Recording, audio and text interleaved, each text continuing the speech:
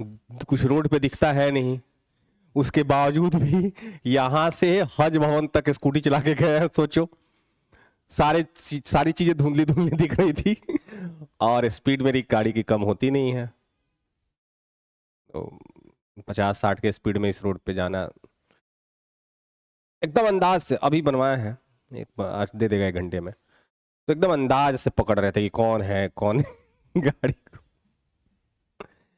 क्या हाल चाल है चिराग? सुजल क्या हाल चाल है?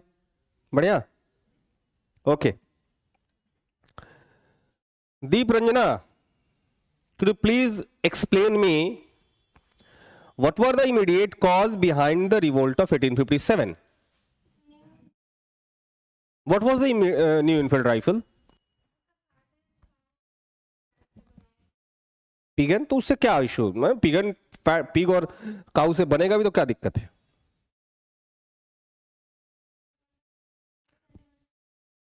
तो मुस्लिम्स तो हिंदू तो पिग खाते हैं। हाँ, हिंदू खुद पिग खाते हैं, हम नहीं खाते अलग बात है, लेकिन कई ऐसे स्टेट्स है जहां पे पिग खाया जाता है। काऊ के साथ जुड़ा हुआ था हिंदू सेंटीमेंट, और पिग के साथ मुस्लिम पिग को पवित्र मानते हैं, नापाक मानते हैं, गंदा मानते हैं। ठीक, okay. What were some other causes related with the military? नहीं, तो मिलिट्री कॉज में कुछ और कॉजेज क्या थे?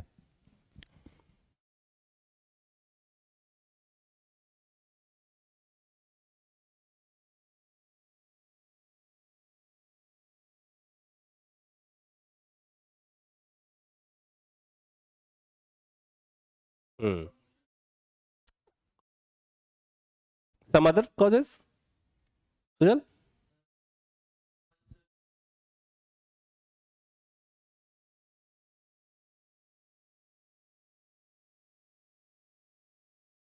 हम्म।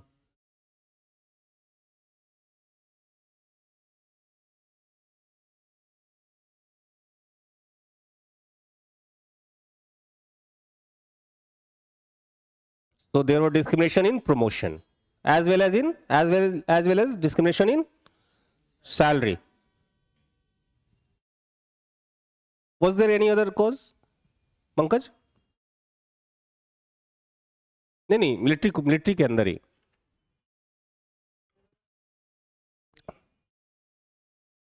हाँ, remuneration that is related with बताइए।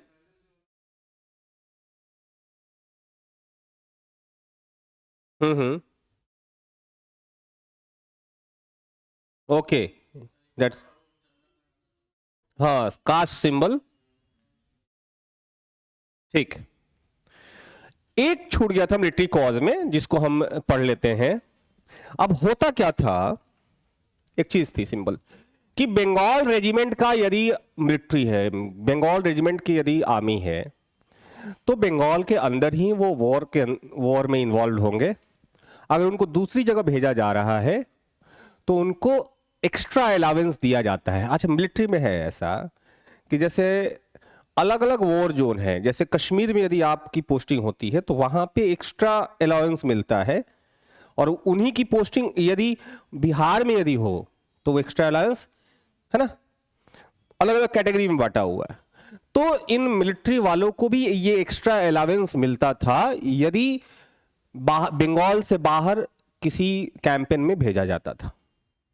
ठीक है, तो ये जिसको कहा जाता है भत्ता, क्या कहा जाता है? भत्ता।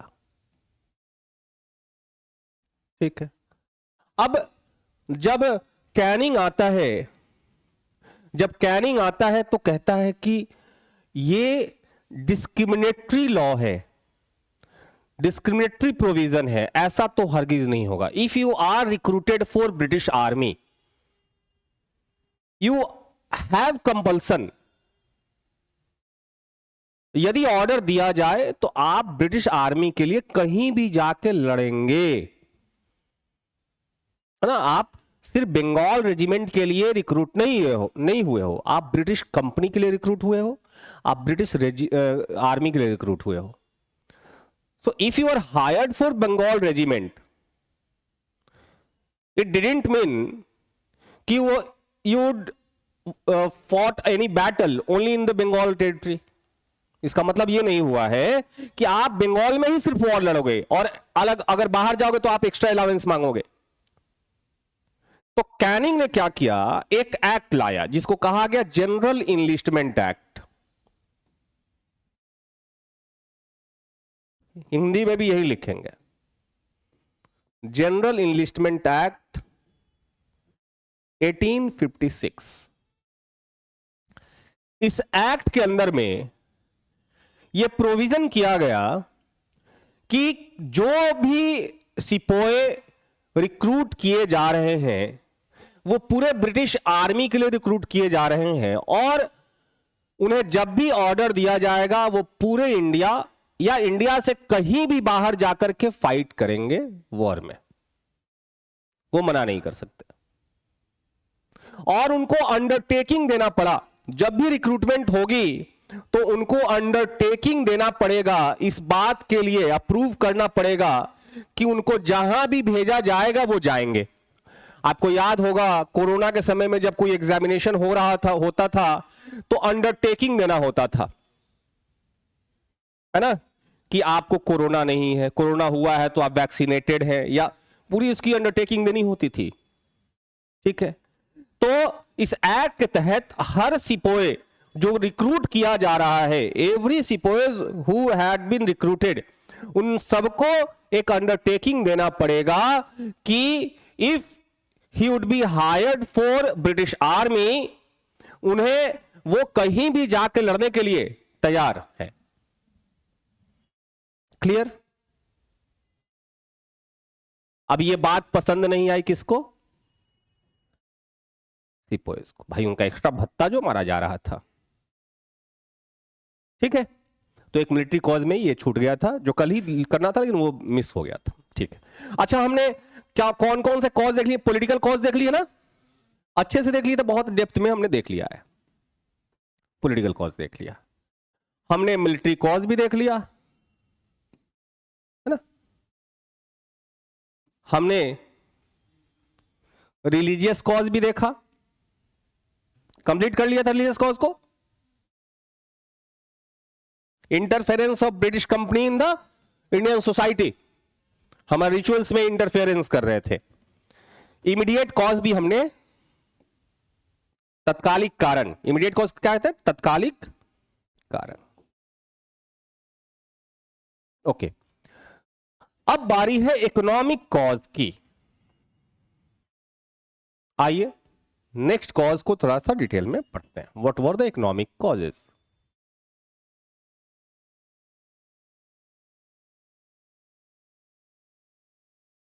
Economic cause.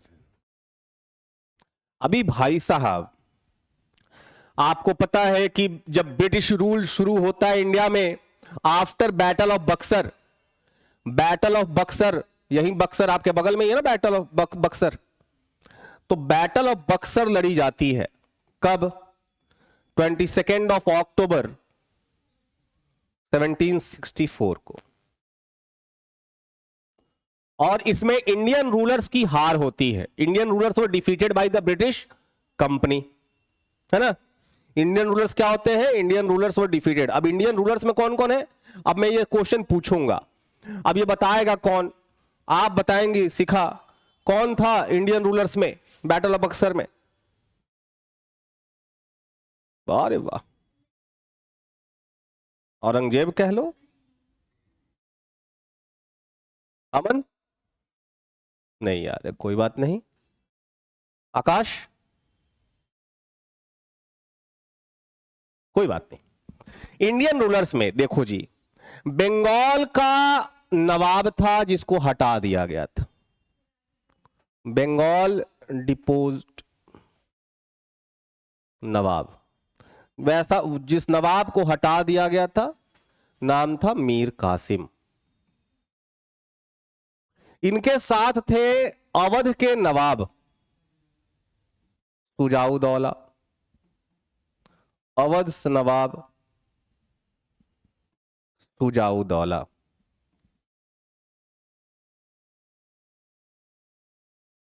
और मुगल एम्परर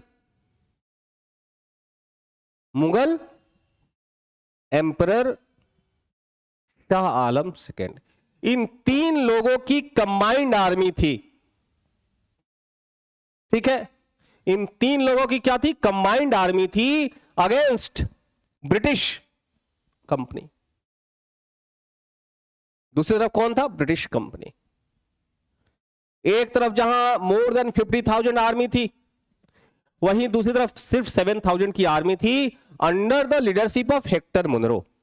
एग्जाम में कई बार पूछ चुका है। So Hector Munro was the leader of British army. So Hector Munro defeated Indian rulers. He defeated Indian rulers. Got it?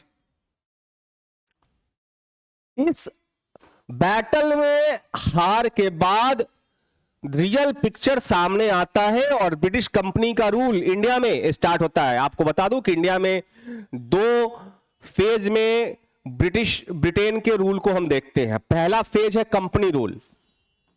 East India company का नाम जानते हैं आप लोग? तो पहला फेज है कंपनी रूल, जो स्टार्ट होता है 1765 से 1857 तक, ठीक है।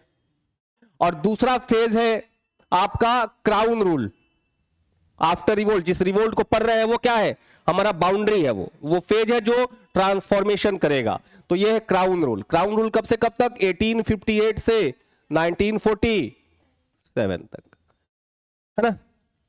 तो यहां से जब बैटल ऑफ बक्सर में डिफीट होता है इंडियन रूलर्स की, तो किसका रूल स्टार्ट होता है? कंपनी का रूल, ईस्ट इंडिया कंपनी का रूल स्टार्ट होता है।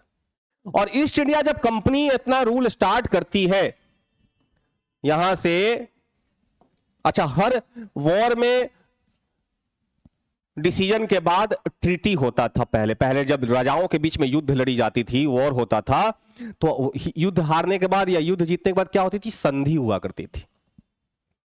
टर्म्स एंड कंडीशन थोपे जाते थे कि आप हारे हुए पार्टी हैं तो आपको ये बात मेरा मानना पड़ेगा, है ना।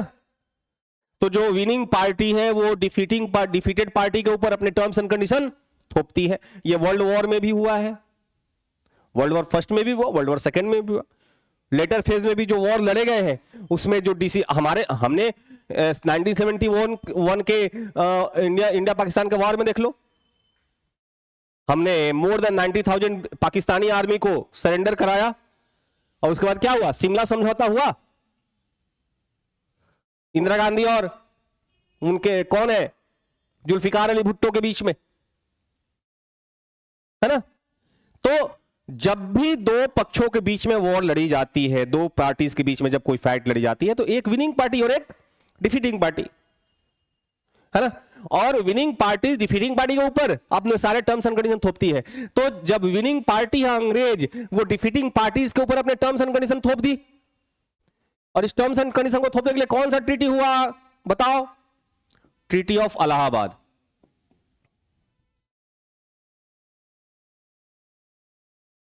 ट्रीटी ऑफ इलाहाबाद 1765 में, 1765 में। और इसी के बाद मैंने बोला कि after this treaty company rule started in India. India में कंपनी का शासन शुरू हो गया। इंडिया में कंपनी का शासन शुरू हो गया। Company rule started in India. कोई दिक्कत? Specially in Bengal. पहले बंगाल से स्टार्ट करते हैं ये। अब कंपनी क्या है? कंपनी का मतलब है प्रॉफिट मेकिंग एंटिटी। एक ऐसा एंटिटी, एक ऐसा यूनिट जिसका एकमात्र उद्देश्य क्या है? प्रॉफिट जनरेट करना। तो कंपनी रूलर तो बन गई, लेकिन उसकी मेंटालिटी क्या है कि कितना माल बटोर ले। तो एक तो ट्रेडिंग से माल बटोरी रही थी, एक तो ट्रेडिंग से माल बटोरी रही थी, है ना, व्यापार करके। दूसरा, यहां से रेवेन्यू कलेक्ट करना शुरू किया। जो रेवेन्यू कलेक्शन पहले यहां के नवाब, यहां के किंग, यहां के निजाम कलेक्ट किया करते थे, वो राइट सब किसको मिल गया है रेवेन्यू कलेक्शन का? कंपनी को मिल गया। इसी ट्रीटी ऑफ इलाहाबाद के अंदर कंपनी के पास बिहार, बंगाल और उड़ीसा का दीवानी राइट मिल गया। दीवानी राइट का मतलब क्या होता है? दीवानी राइट का मतलब होता है राइट टू कलेक्ट रेवेन्यू। दीवानी राइट का मतलब क्या होता है? राजस्व वसूलने का अधिकार। तो राजस्व, उस समय राजस्व कहां से वसूली की जाती थी? सबसे ज्यादा राजस्व वसूली की जाती थी लैंड से, एग्रीकल्चर से, है ना। तो कंपनी ने, अब देखो हम अब असल बात पे आ रहे हैं, जो हम इकोनॉमिक कॉज के ऊपर हम बात आ रहे हैं धीरे धीरे। तो कंपनी ने ऐसे रेवेन्यू पॉलिसीज को इंप्लीमेंट किया इंडिया में जिससे उनका रेवेन्यू एक्सट्रैक्शन हाई हो जाए। जैसे कल ही मैं बता रहा था कि अवध में जब इन्होंने कंट्रोल एस्टैब्लिश किया तो एक साल में ही इनका रेवेन्यू कलेक्शन 14 लाख एक्स्ट्रा बढ़ गया। बंगाल में भी यही सीन है। किसानों को डरा धमका के जबरदस्ती पॉकेट, कहते ना कि पॉकेट में हाथ लगा के पैसा निकाल लेना, जबरदस्ती, वो वाली स्थिति हो गई।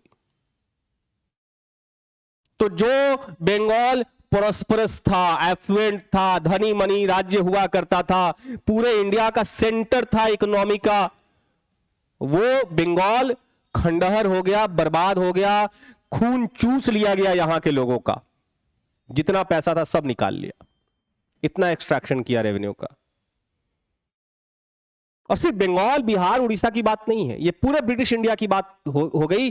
जैसे जैसे अंग्रेजों ने अपने आप को एक्सपैंड किया, वैसे वैसे अलग अलग इंडिया के अलग अलग टेरिटरीज में अलग अलग रेवेन्यू सेटलमेंट लेकर के आ रहे हैं। जैसे मान ये है, ये वाला ईस्टर्न इंडिया में ये लेके आते हैं परमानेंट सेटलमेंट। क्या लेके आते हैं? रेवेन्यू कलेक्शन का एक सिस्टम है। दक्कन के क्षेत्रों में क्या लेके आते हैं? रैयतवाड़ी सेटलमेंट। और नॉर्थ इंडिया में लेके आते हैं महालवाड़ी सेटलमेंट। और हर रेवेन्यू सेटलमेंट का, ये तीनों क्या है? इनका रेवेन्यू पॉलिसी है। और हर रेवेन्यू पॉलिसी का एकमात्र लक्ष्य क्या है? अल्टीमेट गोल क्या है? Maximisation of the profit, maximisation of the revenue. राजस्व को अधिक से अधिक कितना ले जाया जा सके। और इस एक्सट्रैक्शन के दौर में सबसे ज्यादा एक्सप्लोटेशन किसका हो रहा है? कौन इफेक्टेड हो रहा है? किसान। तो पॉवर्टी, इंपोवरिशमेंट, गरीबी, दरिद्रता बढ़ती चली गई इंडिया में। जो इंडिया एक वक्त में कहलाता था सोने की चिड़िया, वो गरीबी के दलदल में फंसते चला गया।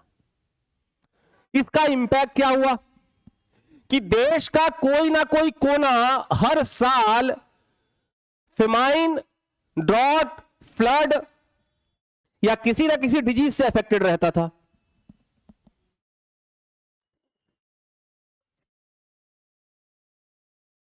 क्लियर है? अब खाने को पैसा नहीं, जितना हम अन्न उपजा रहे हैं उसका 60 to 75% कौन लेके चला जा रहा है? 25% बच रहा है, उसमें हम खाएं कि बचाएं। अगर गलती से सुखाड़ आ गया, उस साल फसल नहीं हुआ, तो मैंने एग्जाम्पल के तौर पे बताया कि गवर्नर जनरल का फरमान है कि घास भी उगे तो उसको बेच के लगान कलेक्ट कर लो। ये पॉलिसी है इनकी, ठीक है ना। तो अफेक्टेड क्लास सबसे बड़ा कौन है? पीजेंट क्लास है। असंतोष की भावना चरम पर है। समझ में आ गया? जो revenue policies of the British company was highly exploitative. British company का राजस्व नीति सबसे अधिक शोषण करने वाला था, जिससे पूरी जनता प्रभावित होती है। क्लियर है? दूसरा अफेक्टेड क्लास, हैंडीक्राफ्ट्समैन। इंडिया का कपड़ा पूरे वर्ल्ड में फेमस था, इसको लेकर के पहले भी मैंने बताया है। इंडिया का कपड़ा पूरे वर्ल्ड में, आज भी देख लो, जो बांग्लादेश हमारा आज के वक्त में नया देश बना हुआ है, वो टेक्सटाइल इंडस्ट्री में बहुत ऊपर है। बांग्लादेश का टेक्सटाइल इंडस्ट्री देखते देखते बूम पे चला। क्यों? वो ऐसा जगह है ना जहां पे बहुत high class silk, high class cotton होता है, इसलिए वहां के कपड़ों का डिमांड सबसे ज्यादा है। बंगाल के टेक्सटाइल इंडस्ट्री कमाल की थी उस जमाने में।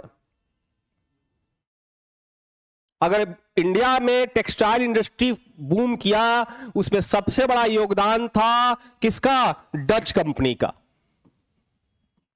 सबसे बड़ा योगदान किसका था? Dutch company. डच किसको कहते हैं? नीदरलैंड के लोगों को। लेकिन इसका फायदा किसने उठाया? British company.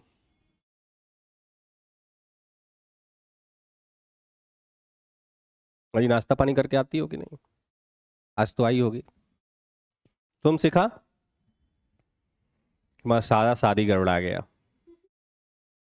मैं तो आज भी रिसेप्शन है, आज जाना है भोज खाने। पूरा एएलएस इनवाइटेड है भोज में जी, सब चलो। हैं? आया है ऑल एएलएस फैमिली। तो आप भी तो एएलएस फैमिली के लोग ही हैं। सब चलिए भोज खाने शाम में राजीव नगर। अच्छा पागल। लेकिन भाई कोई पूछता, मेरी माँ जब किसी पार्टी में जाते मेरी माँ पूछती है क्या खाना था। आज के वक्त में पार्टी में होता क्या है?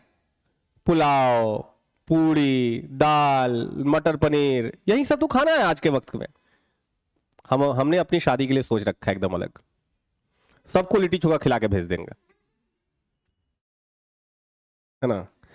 और हम किसी के लिए टेबल कुर्सी नहीं मंगाएंगे, नीचे बिछाएंगे गद्दा, उस पे लगाएंगे तकिया, मसनन हो जाता है ना गोला वाला, और सामने हर लोगों के सामने एक बिछेगा पेपर। हमारा चंपारण फेमस है मटन के लिए, है ना। इतना इतना भूजा रखा जाएगा और उसके ऊपर 1-1 किलो मटन रखा जाएगा। खाइए भूजा मटन। कुछ तो अलग हो, लोग कहे कि अरे सब जगह तो पूड़ी और पुलावे मटर पनीर खा रहा है, यहां पे गए तो मिला अच्छा कुछ अलग खाना। पनीर का कबाब रख देंगे, सीख कबाब।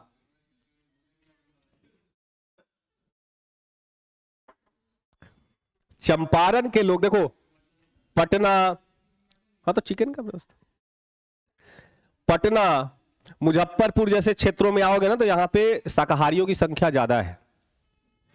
लेकिन चंपारण, पश्चिमी चंपारण हो, पूर्वी चंपारण हो, दरभंगा, मधुबनी, मतलब वो वाला जोन खादुर है सब नॉनवेज के लिए, बिना कोई फंक्शन, बिना नॉनवेज के। हालांकि ब्राह्मणों की फैमिली में कम होता है, ब्राह्मणों की फैमिली में तो खाना ऐसे खा लेंगे ब्राह्मणों की फैमिली वाले लोग, लेकिन शादी ब्याह में नहीं बनाते। लेकिन हम बनाएंगे भाई खुलेआम, कोई दिक्कत नहीं है। हाँ, तो हमारे यहाँ क्या है, 15 प्रकार का नॉन वेजिटेरियन खाना रख दो, एकदम हाई क्लास, है ना, 5 स्टार की क्वालिटी का एकदम वेजिटेरियन खाना। गाली देके जाएगा, क्या खिलाया है, महा फालतू। और सिर्फ चावल, चिकन और प्याज दे दो, क्या खिलाया है। दोनों में अंतर है। हमारे यहाँ के लोगों की मेंटालिटी देखो, खाली चावल, चिकन और प्याज खिला दो, क्या मजा आ गया खा के। इतना नॉनवेज के प्रेमी लोग हैं। जिस समय स्वाइन फ्लू चला था पूरे बिहार में, हमारे यहां सबसे ज्यादा चिकन बिका था, सबसे ज्यादा। डॉक्टर बोल दिया था कि उसको उचित तापमान पे पकाइए, कोई स्वाइन फ्लू नहीं हुआ होगा, पता है। और उस समय माइक से चिल्ला चिल्ला के बेचा जा रहा था 30 रुपए 40 रुपए एक एक मुर्गा जिंदा मुर्गा मिल जा रहा था। बाप रे बाप, सब्जी का दुकान, लोग सब्जी खरीदना बंद कर दिया था, खाली मुर्गा की दुकान पे भीड़ लगा हुआ था। चंपारण के लोग ऐसे खाते हैं नॉन वेज, क्या कहा जाए, इसीलिए चंपारण मटन फेमस है। खैर, तो हैंडीक्राफ्ट इंडस्ट्री के साथ इन्होंने क्या किया, आपको पता है कि 18th सेंचुरी के लास्ट, मतलब 1760s के बाद और 1830s आते आते ब्रिटेन में इंडस्ट्रियलाइजेशन अपने क्लाइमेक्स पर था। ब्रिटेन में सबसे पहले इंडस्ट्रियलाइजेशन स्टार्ट हुआ है, मशीन सबसे पहले वहीं खोजे गए, है ना। भाप इंजन, आपको पता है जेम्स वाट ने भाप इंजन बनाया और उसके बाद मशीनों का को इन्वेंट किया जाने लगा और बड़े लेवल पे मशीन बनने लगे। तो मशीनों के आ जाने से ब्रिटेन में सबसे पहले इंडस्ट्रियलाइजेशन आता है और इंडस्ट्रियलाइजेशन आने से ब्रिटेन के लिए सबसे बड़ा पॉजिटिव इंपैक्ट हुआ कि वहां पे टेक्सटाइल इंडस्ट्री बूम करता है। लेकिन टेक्सटाइल इंडस्ट्री बूम किस शर्त पर करेगा? टेक्सटाइल इंडस्ट्री को चाहिए रॉ मटेरियल, और उस रॉ मटेरियल से जब वो प्रोडक्ट बना लेगा तो उसको बेचने के लिए चाहिए मार्केट। अब इंग्लैंड या ब्रिटेन इतना बड़ा देश तो है नहीं कि रॉ मटेरियल भी प्रोड्यूस कर ले और अपने तैयार माल को भी बेच ले, पॉपुलेशन भी कम है वहां पे। और उस समय इंडिया टेक्सटाइल के लिए पूरे वर्ल्ड में फेमस है। तो यदि जब तक इंडिया के टेक्सटाइल इंडस्ट्री को बर्बाद नहीं करेंगे तो हमारा कैसे आबाद होगा, है ना। हमारे प्रोडक्ट को, और हमारा तो फाइन क्वालिटी का प्रोडक्ट है ना, हैंडमेड है। आज भी शादियों में बनारसी साड़ियां जाती हैं और महंगी वाली बनारसी साड़ियां जो 1 लाख 1.5 लाख 2 लाख की आती हैं वो हैंडमेड होती हैं, हाथों से बनाई जाती हैं, हथकरघा पे, है ना। कांजीवरम साड़ियां महंगी आती हैं, क्यों? वो फैक्ट्रीज में नहीं बनती, मतलब मशीनों पे नहीं बनती, उनके लिए स्पेशल वो हथकरघा है ना। वो ऐसे ऐसे काटते हैं, ऐसे हाथ चलता रहता है और वो डिजाइन बनता रहता है, उसके ऊपर बनाते रहते हैं। बहुत महंगा आता है क्योंकि उसके ऊपर मेहनत लगा है, एक एक धाग एक एक तात को ठीक से पिरोया गया है। मशीन क्या है, मेरे एक चाचा वर्धमान की ऊन आती है, तो वर्धमान की रेडीमेड स्वेटर भी आती है उसी फैक्ट्री में। अब घर में एक स्वेटर बनाने में मम्मी को कितना दिन लगता है? अगर बहुत फास्ट बनाएगी तब भी 1 से 2 दिन तो लग जाएगा एक स्वेटर बनाने में। दिन रात उसमें लगी रहे तब भी 1 दिन 2 दिन लगना तय है। और मशीन एक दिन में कितने स्वेटर्स बना के फेंक दे रहा है? 15 से 20। एक मशीन एक स्वेटर बनाने में मुश्किल से आधा घंटा लग रहा है ना। तो मशीन कम समय में ज्यादा प्रोडक्शन दे रहा है, तो कॉस्टिंग क्या होगा उसका? कम होगा ना। यहां पे तो मम्मी दिन भर बुन रही है तब जाके एक स्वेटर बन रहा है, तो इस स्वेटर का कॉस्ट क्या होगा? ज्यादा होगा नहीं। यही सेम कॉन्सेप्ट यहां हुआ। अब वहां पर फैक्ट्री से जो प्रोडक्ट निकल रहा है क्वालिटी में डल है, फिनिशिंग में डल है, लेकिन कॉस्टिंग क्या है? कम है। इंडिया का कॉस्टिंग ज्यादा है। तो जानबूझ के प्लान्ड तरीके से 1765 के बाद जब इंडिया में इन्होंने रूल करना शुरू किया तो प्लान्ड तरीके से इंडिया के हैंडीक्राफ्ट इंडस्ट्री को डिस्ट्रॉय किया गया, किसानों पर जोर दिया गया कि बेटा अब तुम ना चावल गेहूं नहीं उगाओगे, हालांकि गेहूं कम उगता था, चावल ज्यादा उगता था, अब तुम हमारे लिए कपास उगाओ, हमारे लिए कपास उगाओ। कपास क्यों चाहिए? भेजेंगे हम ब्रिटेन में, ठीक है। तो जिस खेत में चावल का प्रोडक्शन हो रहा है, जिस खेत में बाजरा उगता था, जिस खेत में मक्का उगता था, उस खेत में अब क्या उग रहा है? तो खाने की भी कमी होगी ना। ग्रीन रेवोल्यूशन तो आया नहीं था, उसी खेत का प्रोडक्टिविटी बहुत कम था, आज उसी खेत का प्रोडक्टिविटी बढ़ गया। क्यों? हमारे पास एडवांस इक्विपमेंट्स आ गए, एडवांस फर्टिलाइजर्स आ गए, यूरिया, पोटास, ऑर्गेनिक कंपोस्ट, कितनी सारी चीजें आ गई हैं, हाई यील्ड सीड्स हैं, जो कम दूरी में भी इतना सारा प्रोडक्शन कर देती हैं। उस समय तो बीजों की क्वालिटी भी बहुत अच्छी नहीं थी, खाद के रूप में खाली गोबर और खादर डालते थे। ठीक है ना? तो शॉर्टेज ऑफ फूड्स हुआ, शॉर्टेज ऑफ फूड होगा तो क्या आएगा? फेमाइन्स आएंगे, आप अकाल आएगा, लोग भूखे मरेंगे। ये हुआ ना? एक एग्जाम्पल दो, फेमाइन का एक एग्जाम्पल दो। 1770, और भी कई सारे फेमाइन है, लेकिन ये बहुत शुरुआती दौर के सबसे बड़े फेमाइन में से एक। इतना बड़ा अकाल जिसमें out of 100 population 1/3 population were totally wiped out. 100 अगर पॉपुलेशन है तो 33 लोग मर गए। और सबसे लास्ट की बात करें 1943 में, आजादी का जस्ट पहले, तो इस 1770 से लेकर 1942 के बीच में न जाने कितने सैकड़ों अकालों से गुजरना पड़ा देश को, जिसमें कोई 1000, 2000, 4000 लोग नहीं मरते थे। एक बार फेमाइन आया तो पता चला कि 20 लाख लोग साफ, 50 लाख लोग साफ, 95 लाख लोग साफ। कोरोना में 4 लाख लोग मर गए तो हाय तो हमारे इतने लोग मर गए, इतने लोग मर गए, इतनी बड़ी त्रासदी थी। उस समय 50 लाख लोग मर गए, अच्छा 50 लाख कोई बात नहीं। ठीक है ना? तो शॉर्टेज, ये कौन इंपैक्टेड हो रहा है? एक आम जनता। तो मन में जो असंतोष है, जो अनसेटिस्फैक्शन है, वो बढ़ेगा ना कि भाई ये प्रशासन, ये गवर्नमेंट हमारे लिए काम नहीं करती, बिक गई है गवर्नमेंट, है ना? इसके खिलाफ जमीन पे उतरना पड़ेगा। रिवोल्ट ऑफ 1857 ने उनको वो प्लेटफॉर्म दिया, उनको वो मौका दिया, आम जनता को, किसानों को, खेतिहर मजदूरों को। सबसे ज्यादा इंपैक्टेड तो वही थे ना, जमींदार क्लास तो इंपैक्टेड नहीं था। जमींदार क्लास में भी वही क्लास इंपैक्टेड था जिनकी जमींदारी छीनी गई थी। और तुर्रा ये कि ये वही जमींदार जिनकी जमींदारी छीन ली गई थी, उनको जब गवर्नमेंट ने आश्वासन दे दिया कि आपकी जमींदारी वापस लौटा दी जाएगी, तुरंत वो रिवोल्ट से अपने आप को पीछे खींच लेते हैं। कितना स्वार्थी लोग हैं।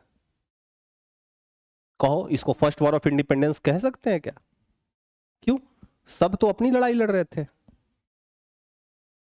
झांसी की रानी लक्ष्मीबाई अंतिम तब अंग्रेजों को यह मनाने में लगी रही कि आप झांसी हमें दे दीजिए, झांसी पे हम आपकी तरफ से रूल करेंगे, हम आपके अंदर में, आपके सबऑर्डिनेट के तौर पे हम झांसी में रूल करेंगे।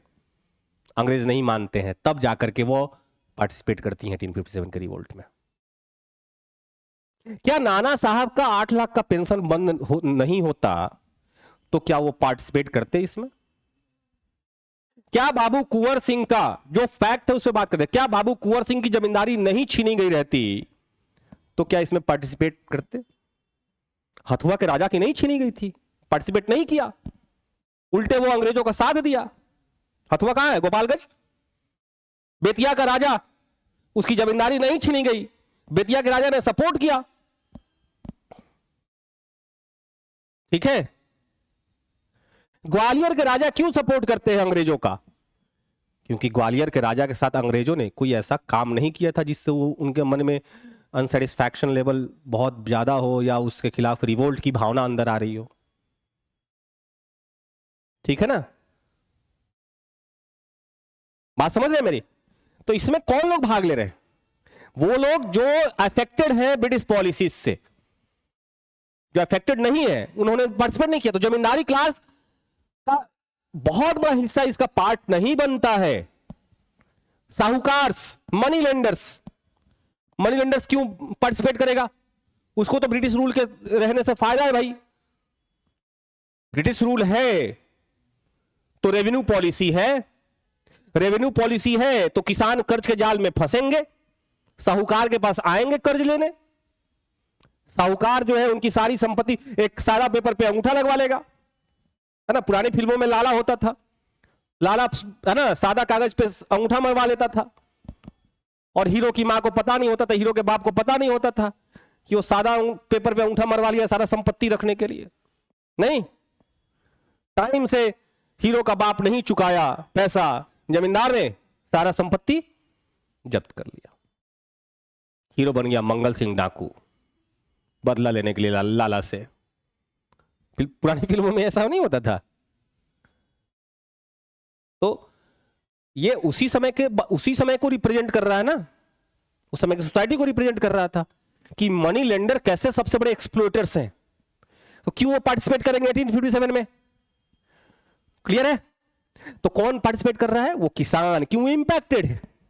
आम जनता, क्योंकि वो इंपैक्टेड है, वो अफेक्टेड है, उसके ऊपर इफेक्ट पड़ा ना, प्रभावित है, वो निगेटिवली प्रभावित है। क्लियर है? तीसरा था हैंडीक्राफ्ट। हैंडीक्राफ्ट इंडस्ट्री को संरक्षण देने वाले, प्रोटेक्शन देने वाले लोग कौन थे? चलो मान लो कि विदेशों में सप्लाई बंद हो गया, आफ्टर इंडस्ट्रियलाइजेशन विदेशों में इंडियन टेक्सटाइल का सप्लाई बंद हो गया, लेकिन इंडिया में डिमांड था।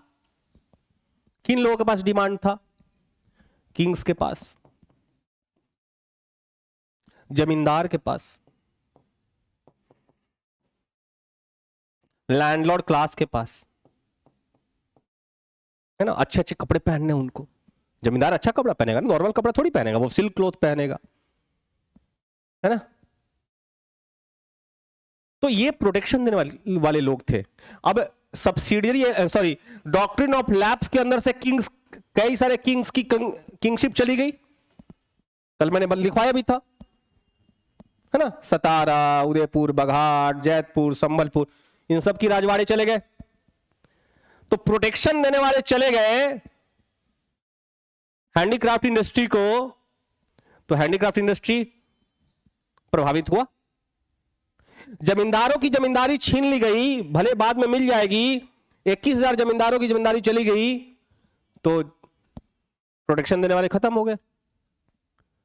तो इंटरनली भी तो अफेक्टेड हैं ये, एक्सपोर्ट तो बंद हुआ ही, यहां भी ये प्रभावित है। क्लियर है? तो ये था इकोनॉमिक कॉज।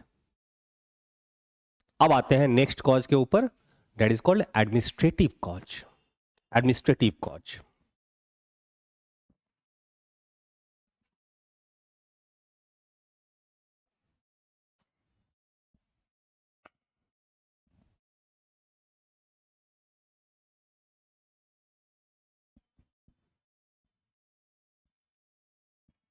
Administrative cause.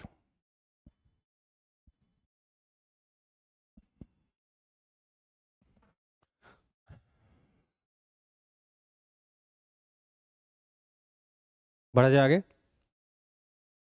अभी जब ब्रिटिश रूल स्टार्ट होता है इंडिया में, तो ब्रिटिशर्स ऐसे एडमिनिस्ट्रेटिव मशीनरी को यहां पे इवॉल्व करेंगे, डेवलप करेंगे, जो उनके कंट्री के अकॉर्डिंगली हो। जैसे लॉ एंड ऑर्डर, सबसे बड़ा चैलेंज क्या था ब्रिटिश गवर्नमेंट के लिए? लॉ एंड ऑर्डर मेंटेन करना। लॉ एंड ऑर्डर मेंटेन करना is very challenging for them. ठीक है, लॉ एंड ऑर्डर मेंटेन रहेगा तब तो अच्छे से कलेक्शन होगा रेवेन्यू का। इसका सोल पर्पस क्या है? लॉ एंड ऑर्डर मेंटेन करने का। लॉ एंड ऑर्डर मेंटेन करने का सोल पर्पस है कलेक्शन ऑफ रेवेन्यू। तो लॉ एंड ऑर्डर मेंटेन, हमारे यहां पहले क्या था, राजा महाराजाओं की अपनी एक छोटी मोटी टुकड़ी सेना हुआ करती थी, गांव देहातों में मुखिया होता था और उनके रेवेन्यू कलेक्टर होते थे। लोकल लेवल पे लॉ एंड ऑर्डर मेंटेन होता था। कौन? ब्रिटिश गवर्नमेंट ने कहा कि हम एक integrated system machine, integrated administrative machinery, एक एकीकृत प्रशासनिक इकाई बनाएंगे। एडमिनिस्ट्रेटिव,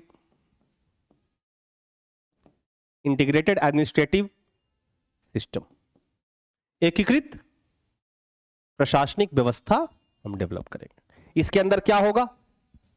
इसके अंदर होगा एग्जीक्यूटिव। इसके अंदर क्या होगा? आईएएस जिस चीज का प्रिपरेशन कर रहे हो आप लोग, वो किसका पार्ट है? एग्जीक्यूटिव का पार्ट है। एग्जीक्यूटिव का काम क्या होता है? कार्यपालिका जिसको कहते हैं हिंदी में। जो लॉ बनाए गए हैं उसको ऑन द ग्राउंड इंप्लीमेंट करना, गवर्नमेंट की पॉलिसीज, गवर्नमेंट के स्कीम्स, गवर्नमेंट के वेलफेयर जो प्लान है उसको जनता तक पहुंचाना। इंटरव्यू में पूछ दिया जाए कि सिविल सर्वेंट्स का काम क्या है, सिविल सर्वेंट्स क्यों बनना चाहते हो, पूछा जाए कि why do you want to be a civil servant, बच्चे जवाब देते हैं समाज का सेवा करना है, लोगों का भला करना है।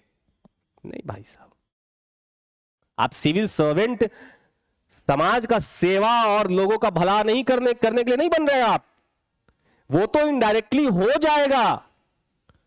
आपका प्राइमरी फंक्शन ये है, प्राइमरी ड्यूटी ये है कि आप सरकार की योजना को हूबहू धरातल पर इंप्लीमेंट करिए।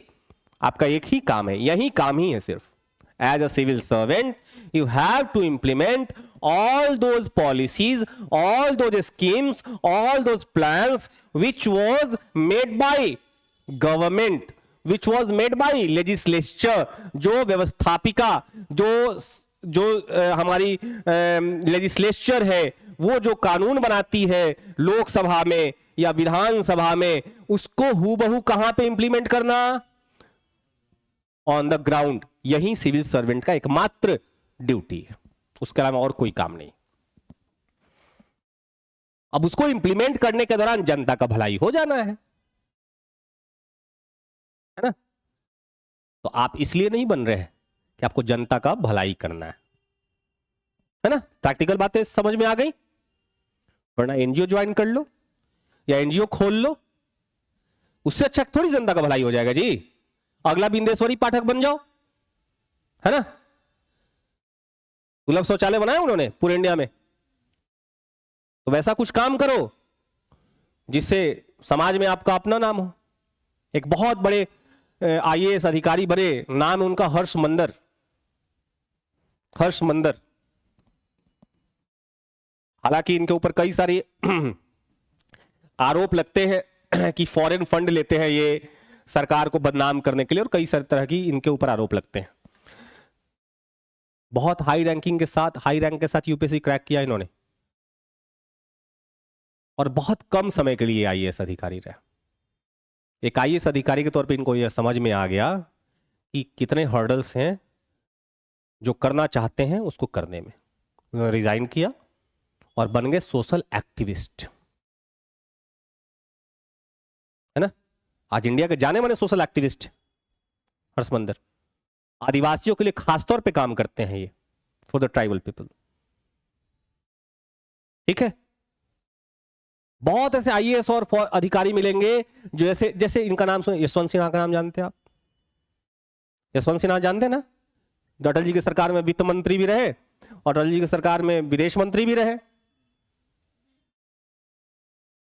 हाँ, तो एग्जीक्यूटिव के पार्ट थे, बाद में रिजाइन किया। उनको लगा कि नहीं, पॉलिटिक्स के थ्रू हम ज्यादा लोगों का कल्याण कर पाएंगे, तो उन्होंने छोड़ दिया आईएएस की जॉब और बन गए पॉलिटिशियन। उसके बाद एक बहुत प्रोमिनेंट नेम आपके सामने निकल के आएगा, Meera Kumar, Indian foreign service की ऑफिसर, जगजीवन राम की बेटी, है ना? इंडियन फॉरेन सर्विस को छोड़ के वो आ गई पॉलिटिक्स में। क्यों? उनको लगा कि यहां पे जनता से डायरेक्ट जुड़ सकते हैं, जनता का डायरेक्ट भला कर सकते हैं। तो आपको कई, और सबसे प्राइम एग्जांपल देख लो ना, केजरीवाल, है ना? इतना अच्छा खासा सेटल्ड, जॉब छोड़ के यूपीएससी क्रैक किया, आईआईटी का स्टूडेंट, और क्या बना? Full time politician. पहले क्या बना? पहले एनजीओ खोला, और एनजीओ खोलने के बाद वो कांड जानते ही हैं 2013-14 में क्या चला, अन्ना जी का, अन्ना हजारे का मूवमेंट, और बन गए उसके बाद फुल टाइम पॉलिटिशियन। आज इंडिया का नेशनल पार्टी है उनका। भाजपा कांग्रेस से डरे या ना डरे, आम आदमी पार्टी से जरूर डरती है, क्योंकि जो केजरीवाल का पॉलिटिकल गिमिक है उसका सामना भाजपा भी नहीं कर पाती है। अभी तक तो यही मैंने देखा है कि केजरीवाल के जितने भी चाल है, हाँ चुनाव में जीतना हारना अलग बात है, लेकिन जो पॉलिटिकल गिमिक है उसमें हर बार केजरीवाल भाजपा के सामने एक बड़ी चुनौती के तौर पे आ जाते हैं और भाजपा हमेशा डिफेंड मोड में खड़ी हो जाती है। जबकि वही कांग्रेस के सामने भाजपा क्या करती है, ऑफेंसिव मोड में रहती है, आक्रामक मोड में रहती है। केजरीवाल के सामने कितना भी आक्रमण करे केजरीवाल, ऐसा कोई चाल चलेगा फिर डिफेंसिव मोड में आ जाती है भाजपा। कमाल का दिमाग है ना। खैर, तो इसीलिए आप किस लिए अधिकारी बनना चाहते हैं तय कर लीजिए। Why you wanted to be an IAS officer और why you wanted to be a PCS officer. Simple बात है, पावर के लिए, प्रतिष्ठा के लिए, समाज में प्रतिष्ठित। जब आप जितने दिन सर्विस में रहिएगा उतना दिन भौकाली बनाकर रहिएगा। हैं, डीएसपी बन जाइए, क्या आईपीएस बन जाइए। देखिए डायरेक्ट कनेक्शन है ना पब्लिक से। पब्लिक कंसर्न वाली जितना भी जॉब है उसमें अलग लेवल का आपको, एक तो सेटिस्फैक्शन लेवल भी हाई हो जाएगा आपका, और क्योंकि लोगों के लिए आप डायरेक्ट कुछ कर रहे हैं, और अलग बिहार और यूपी जैसे स्टेट में तो भौकाली रहेगा। साउथ में नहीं है, साउथ में आईएएस आईपीएस नॉर्मल है। सबसे ज्यादा यहीं पे है, यूपी और बिहार में, है ना। तो आगे समझ में यहां पे तो क्या बन रहा है, एग्जीक्यूटिव। इस एडमिनिस्ट्रेटिव सिस्टम के अंदर क्या डेवलप करना था ब्रिटिश रूल को, एक एग्जीक्यूटिव सिस्टम।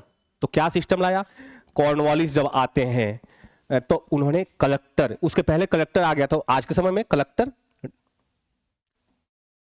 वाला पद वही तभी आया था ना, ठीक है। उसके अलावा दरोगा, लॉ एंड ऑर्डर मेंटेन करने के लिए कौन चाहिए, दरोगा चाहिए। थाना सिस्टम पहली बार आया था, थाना सिस्टम। आज के समय में जो थाना देखते हो, दरोगा देखते हो, वो तभी आया था कॉर्नवालिस के समय में, 1786 के बाद, ठीक है। इसी सिस्टम के अंदर उन्होंने क्या डेवलप किया, जुडिशियरी। वैरेन हेस्टिंग्स ने सबसे पहले इंडिया में जुडिशियरी सिस्टम को डेवलप करना शुरू किया। पहले जो न्याय व्यवस्था थी वो किसके हाथों में थी। आज अगर आपके फंडामेंटल राइट्स कर्टेल किए जाते हैं, फंडामेंटल राइट्स का उल्लंघन होता है, आप डायरेक्ट कहां चले जा सकते हो, सुप्रीम कोर्ट, या अंडर आर्टिकल 226 हाई कोर्ट भी जा सकते हो। आपको पता है कि सुप्रीम कोर्ट से ज्यादा पावर हाई कोर्ट के पास है रिट जारी करने को लेके, है ना। तो अब इंडिविजुअल का फंडामेंटल राइट्स बचाया जा सकता है ना जी, आपके पास पावर है। तो ये जुडिशरी, आज के वक्त का जो जुडिशरी देख रहे हो, वो कौन फाउंडेशन लेके आता है, ब्रिटिश कंपनी, कॉर्नवालिस। शुरुआत करते हैं वैरेन हेस्टिंग्स, लेकिन उसको लेटर फेज में एक बनाते हैं कॉर्नवालिस कोड, एक बुक लिखते हैं, नाम है उसका कॉर्नवालिस कोड। कॉर्नवालिस कोड में सेपरेशन ऑफ पावर करते हैं। क्या लेके आते हैं, याद रखिएगा, कॉर्नवालिस कोड 1793 में। कॉर्नवालिस कोड क्या है, this is separation of power, this is about separation of power. Power को सेपरेट कर दिया गया। इसके पहले तक, कॉर्नवालिस कोड के आने के पहले तक, कलेक्टर के पास ही एग्जीक्यूटिव पावर भी था और कलेक्टर के पास ही जुडिशियरी पावर था। अब कलेक्टर को डिस्ट्रिक्ट मजिस्ट्रेट कहते हैं ना, उसके पास वो पावर है। अभी जुडिशियल पावर तो एक हद तक दिया गया है उसको, किसी को भी जेल भेज सकता है वो, है ना। तो कलेक्टर के पास, कॉर्नवालिस के पहले तक कलेक्टर के पास ही जुडिशियल पावर था और कलेक्टर के पास ही एग्जीक्यूटिव पावर था, रेवेन्यू जनरेट करने का, रेवेन्यू कलेक्ट करने का पावर था। कॉर्नवालिस आते कहते हैं कि नहीं नहीं, कलेक्टर का काम ना रुक जा रहा है, बाधित। अब एक ही व्यक्ति जुडिशियरी का भी फंक्शन करे, एग्जीक्यूटिव का फंक्शन करे, तो वर्क के एफिशिएंसी में तो प्रभावित होगा ना। एक तो पावर को सेंट्रलाइज नहीं करना चाहिए, है ना। पावर को सेंट्रलाइज करने से क्या आता है, डिक्टेटरशिप वाला भाव आता है, हम तनाशाह, हम कुछ भी कर सकते हैं, ठीक है। तो पावर को डिसेंट्रलाइज, सेपरेशन ऑफ पावर का मतलब क्या है, डिसेंट्रलाइजेशन ऑफ पावर, पावर का बंटवारा। तो क्या किया गया, अलग से यहां पे किस चीज को अलग कर दिया गया, एग्जीक्यूटिव को अलग कर दिया गया, और किसको अलग कर दिया गया, जुडिशरी को अलग कर दिया गया। और जुडिशरी के लिए क्या बनाया गया, जुडिशरी के लिए कोर्ट्स बनाए गए। क्या बनाए गए, कोर्ट्स में किसकी बहाली की गई, कोर्ट्स में किसकी बहाली की गई, जजेस की बहाली की गई। ठीक है, फिर अभी भी यह व्यवस्था रखा गया कि मुस्लिमों का सुनवाई मुस्लिम कुरान के अनुसार और हिंदुओं की सुनवाई, हर कोर्ट में एक मुस्लिम मौलवी और एक पंडित विद्वान रहता था जज के सहायता के लिए, लेकिन जुडिशियल पावर, जुडिशियल एक्टिविटी अलग कर दिया गया। लेकिन अब असल बात पे आते हैं। मैंने बोला कि एडमिनिस्ट्रेटिव कॉज था रिवोल्ट ऑफ 1857 के पीछे, highly corrupt, judiciary became highly corrupt.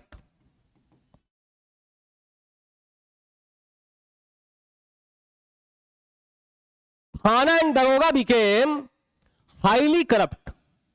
आज के वक्त में भी तुम्हें दरोगा क्यों बनना चाहते हो, माल बटोरने के लिए। एक दरोगा जी थे, उधर कोइलवर साइड में उनका बहाली था। आपको पता है कोइलवर बालू के लिए बड़ा फेमस है ना। 4 साल अपनी सैलरी छुए तक नहीं थे। विजिलेंस का नजर पड़ा कि भाई दरोगा कोई सा है जो सैलरी उठाता ही नहीं है, उसका पैसा जो है उसके अकाउंट ही में, खर्च कहां से चल रहा है। तब विजिलेंस छापा मारा तो पता चला कि भाई ये साहब तो 4 साल में बालू का काला बाजारी करके, बालू का काला बाजारी है बिहार में, अवैध खनन बहुत ज्यादा है।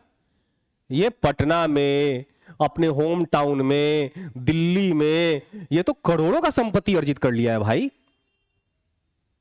बेवकूफ थे दरोगा जी, सैलरी निकाल लेना चाहिए था उनको हर महीने। ठीक है, विजिलेंस का नजर पड़ गया। ठीक है, तो अभी भी दरोगा, आज चले जाओ बिहार में, मैं खुलेआम बोलता हूं, है ना, ये शॉर्ट्स निकलवा के मैं स्पेशली डलवाऊंगा कि कोई ऐसा थाना बिना पैसा लिए एफआईआर दर्ज कर दे। इतने भिखमंगे टाइप के दरोगा हैं जो एसआई सब है, थाना प्रभारी, कि वो एक एफआईआर लिखने के लिए 500 रुपए का भीख लेते हैं, 1000 रुपए का भीख लेते हैं। ये बिहार का सिस्टम है, मैं इसका भुगतभोगी हूं। मेरे भाई की बाइक चोरी हुई, मेरे मौसेरे भाई की, और बाइक का यूज आजकल शराब धुलाई में हो रहा है बहुत ज्यादा, और गया वो लिखवाने, एफआईआर कह रहा है 1000 रुपए लगेगा। भाई साहब, जनता से तुम उसी के काम के लिए 1000 रुपए मांग रहे हो, काहे का, कितने बड़े भीख मंगे हो भाई। एक हमारे यहां पे बहुत एक फेमस, उनका नाम नहीं लेंगे, बहुत फेमस आईएएस ऑफिसर है, हाई रैंकिंग आईएएस ऑफिसर है। वो 5000 से लेकर के 5 करोड़ तक का घूस लेती है। 5000 का भी घूस ले लेती है, और वो घूस का जो रेंज है वो 5 करोड़ तक का जाता है। सोचो किस लेवल की भिखमंगी आईएएस ऑफिसर है वो, और उसका हस्बैंड भी आईएएस ऑफिसर है, और बहुत दोनों हस्बैंड वाइफ बहुत हाई सेक्रेटरी के लेवल के पोस्ट के हैं। ये लेवल है ना। एक और बहुत बड़े आईएएस अधिकारी है हमारे बिहार में, है ना, रोड कंस्ट्रक्शन और पुल के कंस्ट्रक्शन के दौरान बहुत माल छापा उन्होंने, है ना। स्थिति ऐसी है कि आज इंडिया में कहीं भी 10 करोड़ 15 करोड़ 20 करोड़ रुपए चाहिए और आप उनके बहुत हिमायती हैं, तुरंत व्यवस्था हो जाता है, तुरंत। और यही 4-5 आईएएस अधिकारी पूरे बिहार को मिलकर चला रहे हैं। उनका एक नेटवर्क बना हुआ है जिसको कहते हैं, वैसे मैक्सिको में माफिया होता है तो उसको कहते हैं कार्टेल। कार्टेल है ये, एक इनका नेक्सस है ना। तो ये स्थिति है आईएएस अधिकारियों की इस वक्त बिहार में। मुझे दिल्ली में बहुत अच्छा अनुभव रहा, दिल्ली के अधिकारियों के अंदर करप्शन होगा, लेकिन मेरा पर्सनल जो काम था वो बहुत अच्छे से हुआ। ठीक है, खैर जगह जगह के अनुसार है। साउथ में करप्शन थोड़ा सा और कम है, तब तो वहां पे वर्क एफिशिएंसी ज्यादा है। जहां पे वर्क एफिशिएंसी ज्यादा है वहां पे करप्शन लेवल थोड़ा कम है। ठीक है, यहां पे अधिकारी ही बनना इसलिए है क्योंकि माल छापेंगे। ठीक है, ये बात समझ गए? तो अब इसका, अब जो किसान कर्ज लिया और साहूकार ने अंगूठा मरवा लिया सादा पेपर पे, अब वो बेचारा कर्ज टाइम से चुकाया नहीं, साहूकार ने कहा कि बेटा तुम्हारा संपत्ति जब्त, वो बेचारा दौड़े दौड़े गया कचहरी अपने संपत्ति को बचाने के लिए। अनपढ़, क्या जानता है वो सिस्टम के बारे में, क्या जानता है वो प्रोसीजर के बारे में, क्या जानता है अपने राइट्स के बारे में? इस करप्शन के जाल में फंसेगा और अंततः उसकी सारी संपत्ति जब्त कर ली जाएगी। यही एडमिनिस्ट्रेटिव करप्शन था कि 1857 की रिवोल्ट तो हुई, 1857 के बाद डेक्कन में एक बहुत बड़ा रिवोल्ट स्टार्ट होता है जिसको कहा जाता है डेक्कन राइट, डेक्कन का दंगा 1875 में। इसका सबसे बड़ा कारण बनेगा यही एडमिनिस्ट्रेटिव करप्शन। ठीक है, कि जो धनी मनी जमींदार है, जो मनी लेंडर्स है, वो कचहरी, दरोगा, थाना की मदद से किसका एक्सप्लॉयटेशन कर रहे हैं? किसानों का। अब जिसके पास थोड़ा बहुत संपत्ति बचा था वो अब खेतिहर मजदूर बन गया, है ना। जो मार्जिनल किसान, मतलब जिसके पास 1 एकड़ 2 एकड़ जमीन था, अब वो कर्ज के जाल में फंस के वो संपत्ति गंवा चुका है। अब जमींदार के यहां बिना वेतन पे काम कर रहा है, उसके यहां जाके सोहनी करता है, रोपनी करता है, तो उसको पैसा मिलता है, वरना नहीं मिलता है, क्योंकि अपना खेत तो अब है ही नहीं उसके पास, वो तो जब्त हो चुका है। क्लियर है? तो ये एक्सट्रीम लेवल पे था लोगों के अंदर ये भाव। अब तो ज्वालामुखी नीचे से उबाल मार रहा है, अब फटने के कगार पे है। रिवोल्ट ऑफ 1857, सिपाहियों ने जब विद्रोह स्टार्ट किया, लोगों को मौका हाथ लगा कि बेटा आप तो बदला निकाल लेंगे, साहूकारों से भी बदला निकालेंगे और जमींदारों से भी बदला निकालेंगे। ठीक है, तो ये ओवरऑल हमने क्या देखा? ओवरऑल हमने सारे कॉजेस को यहां पे हमने डिस्क्राइब कर दिया है। ठीक है, अब अगला जो बारी है वो यह समझने की बारी है कि कैसे अब इसका नोट्स बना के आपको कल लेके आना है, इसका नोट्स बना के लाना है। अभी तक जो हमने कॉजेस पढ़ा, इसका आपका अपना, मैं नोट्स प्रोवाइड करा दूंगा आजकल में, लेकिन इसका अपना नोट्स बनाना है। कहां? NCERT class 12th, NCERT class 12th book 3rd,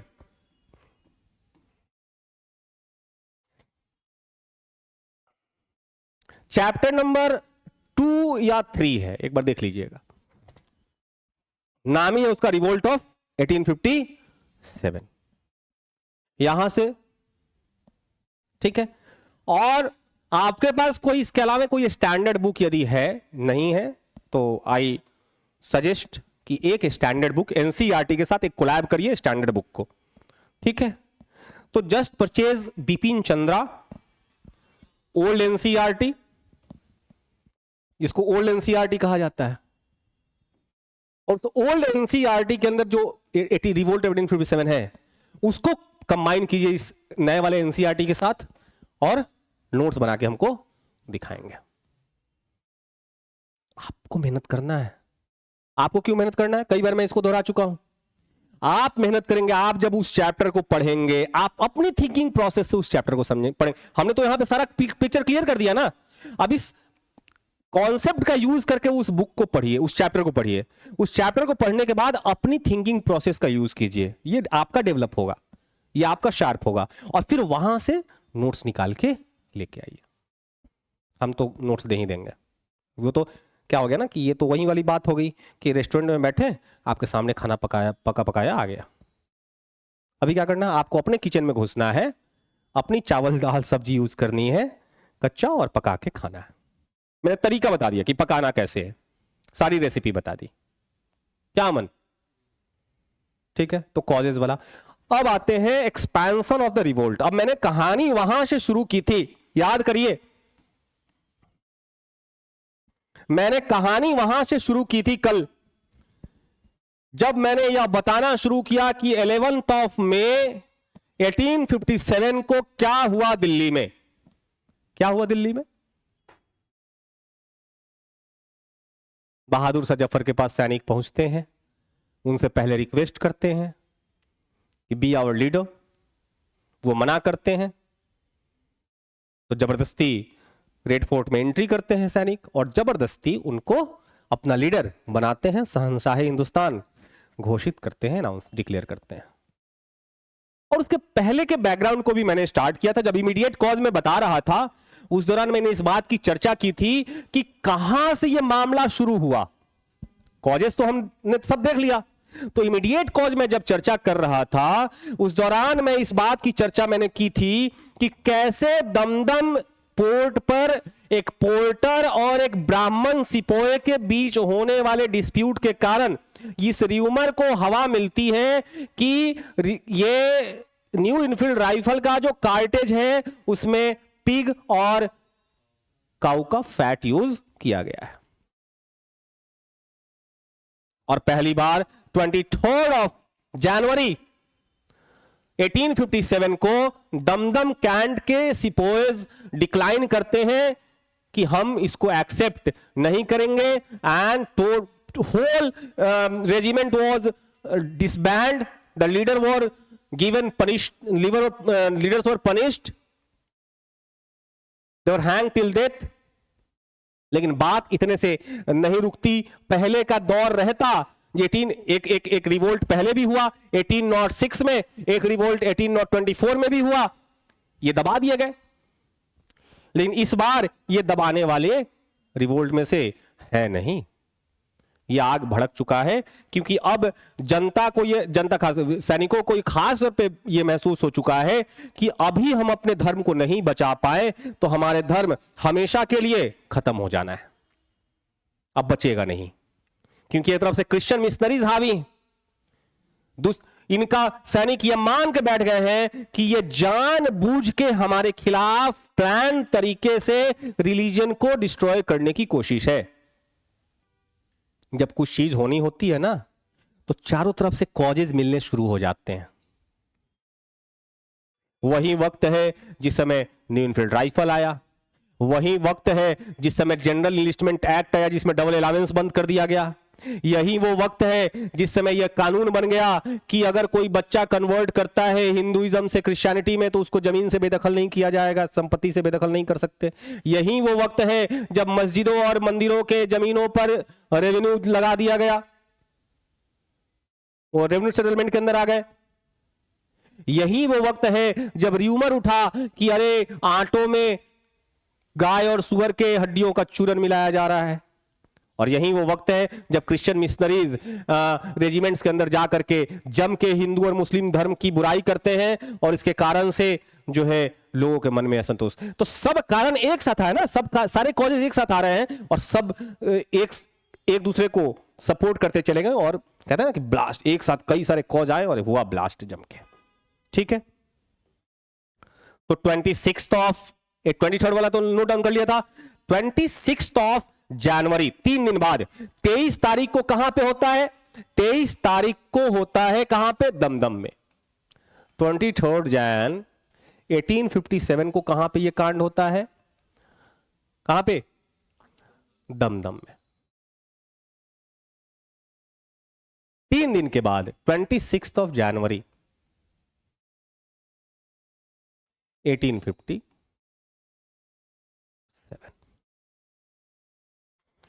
Baharampur, Bengal में ही एक जगह है बहरामपुर। बहरामपुर के जो सैनिक हैं उन्होंने मना कर दिया कि हम भी एक्सेप्ट नहीं करेंगे, आप इसके लिए जो पनिशमेंट देना है आप हमें दीजिए, लेकिन इसको हम एक्सेप्ट नहीं करने जा रहे हैं। ये कौन से आर्मी के थे? 19th native infantry. कई बार एग्जाम में पूछ चुका है, एग्जाम में ये पूछ चुका है कि मंगल पांडे किस इन्फेंट्री से, किस रेजिमेंट से बिलोंग करते थे, है ना? तो 19th नेटिव इन्फेंट्री।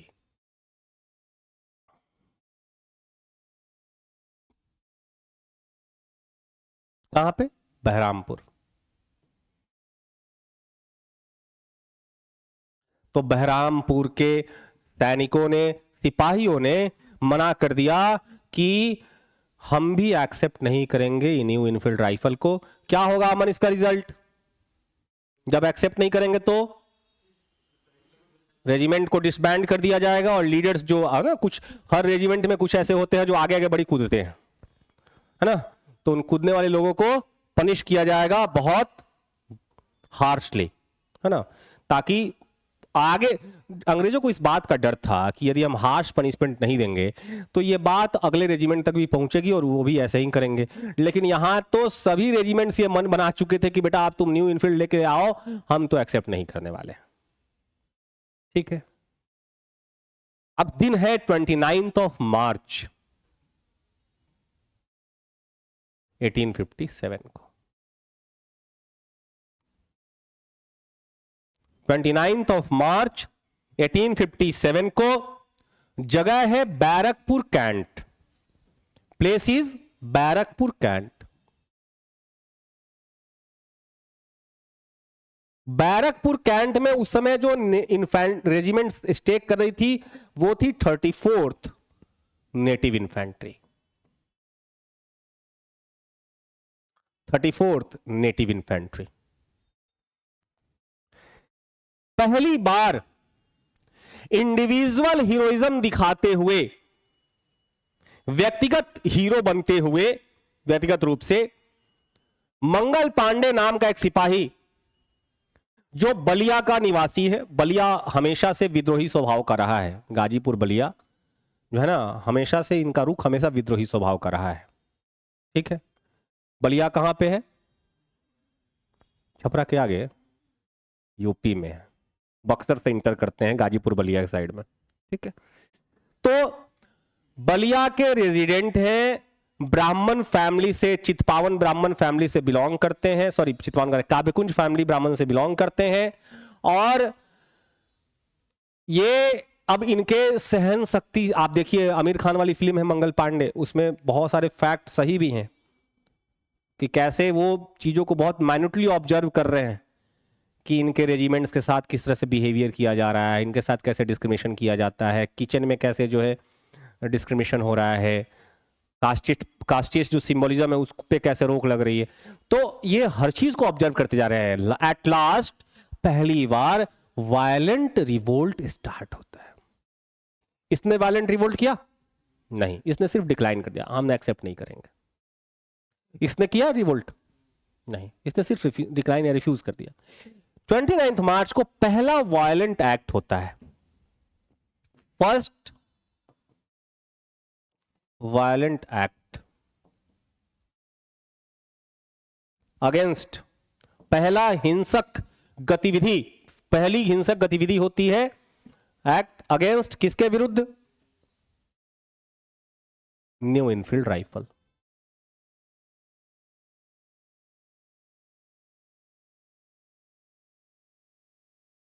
ठीक है, क्या इसमें दिखाया जाता है? इंडिविजुअल हीरोइज्म, व्यक्तिगत हीरो बनने की कोशिश की जाती है। इंडिविजुअल हीरोइज्म, व्यक्तिगत रूप से हीरो बनने की कोशिश। कौन? By Mangal Pandey. Mangal Pandey, resident of Ballia.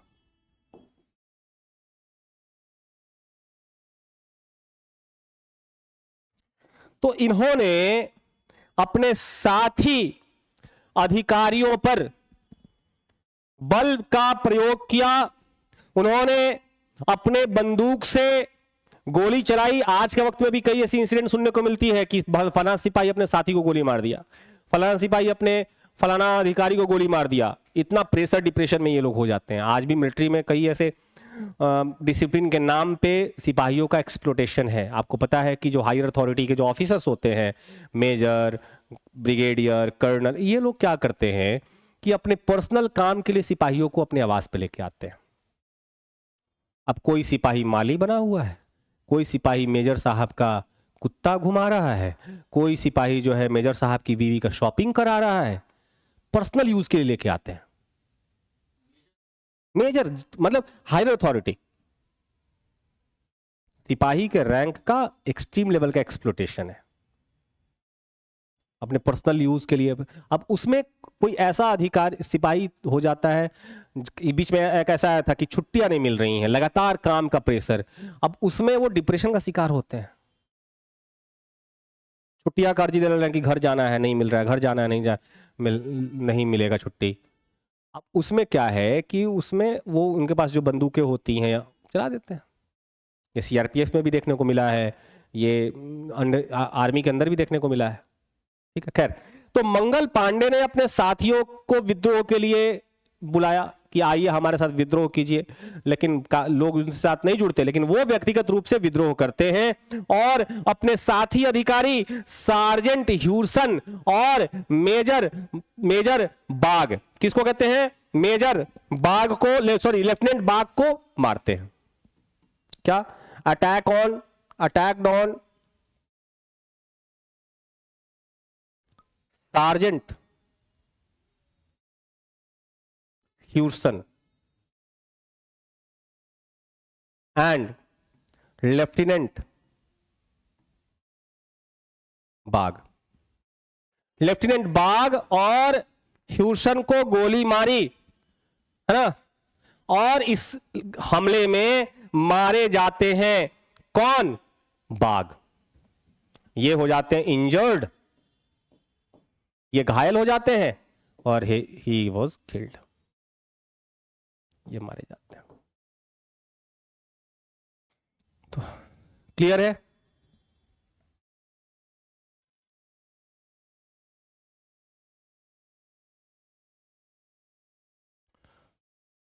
तो अब जब ये पकड़ लिए जाएंगे अपने ही छावनी में, और छावनी में जब पकड़ लिए जाएंगे तो 8 अप्रैल को इनके ऊपर नाम के लिए, कहने के लिए मिलिट्री के अंदर कोर्ट मार्शल किया जाता है, कोर्ट मार्शल किया जाएगा और फिर इनके ऊपर कार्रवाई होगी।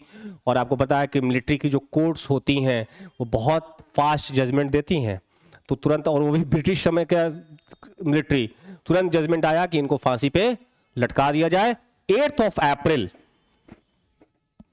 1857 Mangal Pandey was hanged. Mangal Pandey was hanged. Mangal Pandey को फांसी पर लटका दिया जाता है और पूरे 34th नेटिव इन्फेंट्री को भंग कर दिया जाता है, रेजिमेंट को ही खत्म कर दिया जाता है। क्यों? उनका डिसिप्लिन टूट गया। चलिए, अब जैसे ही ये खबर आगे की तरफ फैल रही है, वैसे वैसे दूसरे रेजिमेंट्स भी विद्रोह के लिए प्लान कर रहे हैं, और इस बार बारी है मेरठ की। मेरठ में 24 अप्रैल, हाँ,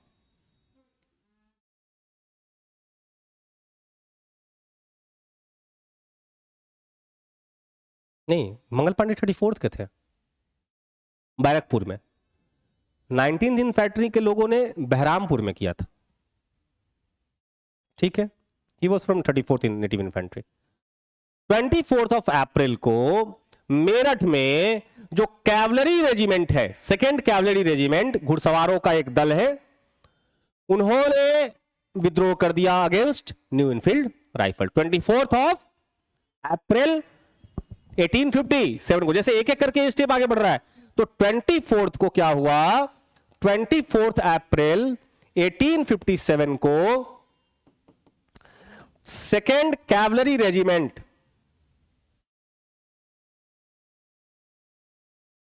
कहां पे? In Meerut, revolted against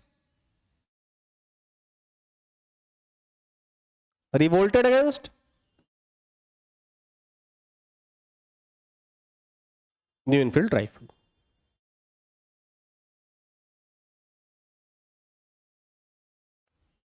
new Enfield rifle के खिलाफ इन्होंने क्या किया? रिवोल्ट कर दिया। अभी इस बार कोई एक बंदा या दो बंदे नहीं किया, इस पूरी रेजिमेंट ही रिवोल्ट कर देती है। और इस दौरान 99 सिपाहीज वर इम्प्रिजन्ड, 99 सिपाहियों को गिरफ्तार कर लिया जाता है। 99 सिपाहीज वर इम्प्रिजन्ड। ठीक है, क्लियर है। कार्रवाई होती है और 9th ऑफ मे जब कार्रवाई होती है, इनके ऊपर सुनवाई चलती है, और 9th ऑफ मे को आउट ऑफ 99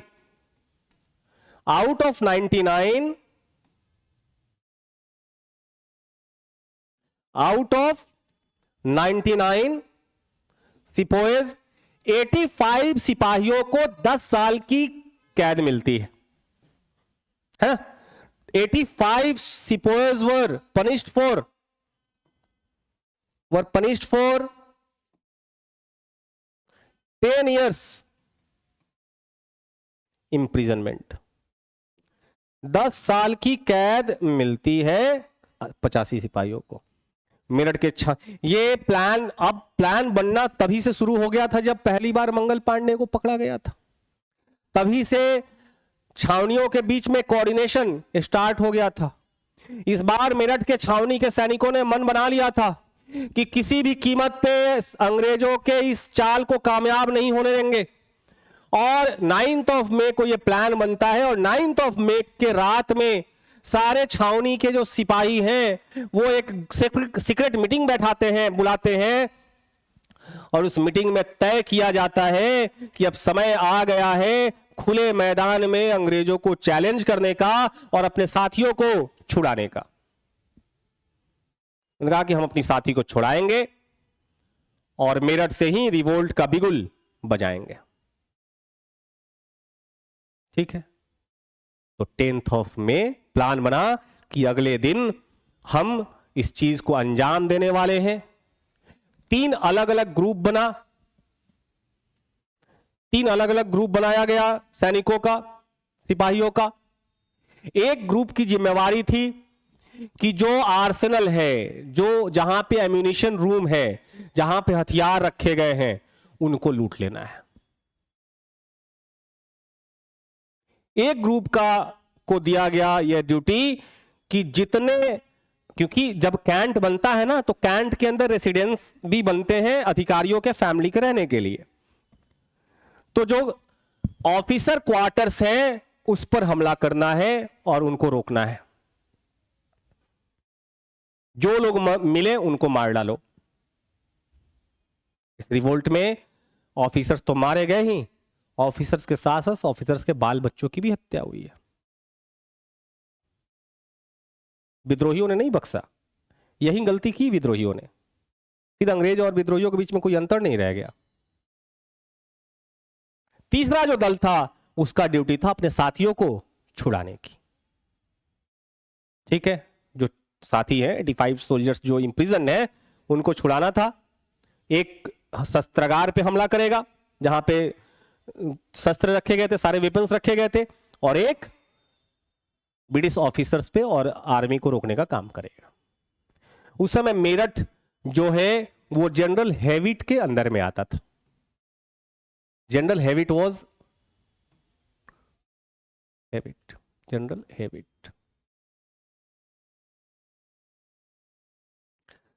हेविट जो है उनके कंट्रोल में था मेरठ कैंट। बाकियों को छोड़ दिया गया। ठीक है, तो 10th of May, this was the day on which the revolt of 1857 was started, and it was declared that we are going to rooted out British Empire from India। हम ब्रिटिश साम्राज्य को भारत से उखाड़ फेंकेंगे, इन्होंने आह्वान किया है। ठीक है, तो 10th of May 1857 है ना, revolt of 1857 was started from Meerut. अब प्रोसेस को मैं नोट डाउन नहीं कराऊंगा, वो नोट्स में होगा या आप जब पढ़ेंगे तो उसमें, ठीक है। कैसे किया इसको मैंने बता दिया कि किस तरह से प्लान तरीके से ये आगे बढ़ रहे हैं अपने काम को अंजाम देने के लिए।